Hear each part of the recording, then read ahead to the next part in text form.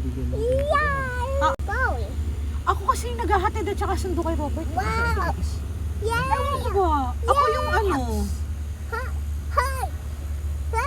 Ako yung lalaki sa aming dalawa. Alam naman niya yun. Bakla. Tanungin mo man sa kanya, tomboy ba yung asawa mo? Sasabihin niya, oo. Pero sinabi niya rin po ata, mas wari yung Oo. Oo, kasi ni-invite siya laging suntukan. Wala siyang pakialam. Ako nakipagsuntukan. Oo, inaaway siya. Meron kasi akong best friend na sobrang love na love ako. Kaibigan ko siya, lalaki siya. Nabwisit siya kay Robert. Ngayon din na kami magkaibigan. In-invite niya na suntukan si Robert. Yun yung ano doon. Siya inaaway niya talaga eh. Ayaw niya talaga. Kaya lang, ang napagsusumbungan ko, yung best friend ko. Oo. Naalala ko na pagsasabihan kita ng problema, sabi ko, pero dapat alam mo kung hanggang saan ka lang. Sabi ko sa kanya.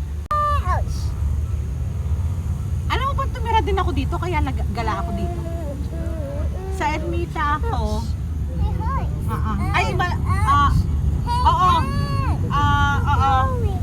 Ang gwapo ng asawa mo, hindi tumatanda. Thank you po, sabi ko. Kasi sabi ko lahat ng konsumisyon nasa akin, sabi ko sa kanya. Para kapag binalikan mo siya, wala kang regret na hindi mo siya ginawa. Ngayon, kung gusto mong gumawa ng kalokohan habang labas siya noon, hindi siya pwedeng magtanong. No question at lagi mo yun tatandaan.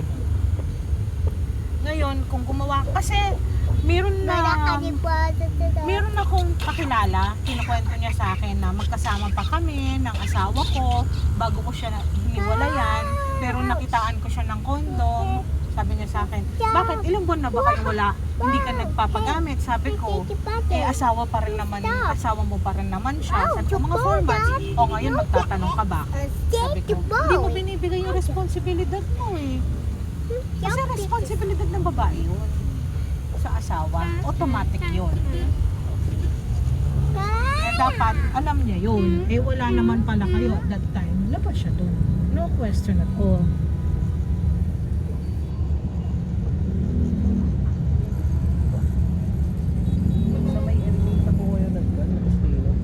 Ano ulit? Sa Ermita po kayo nag-stay. Oo. Bakit? Kakilala mo ko nun?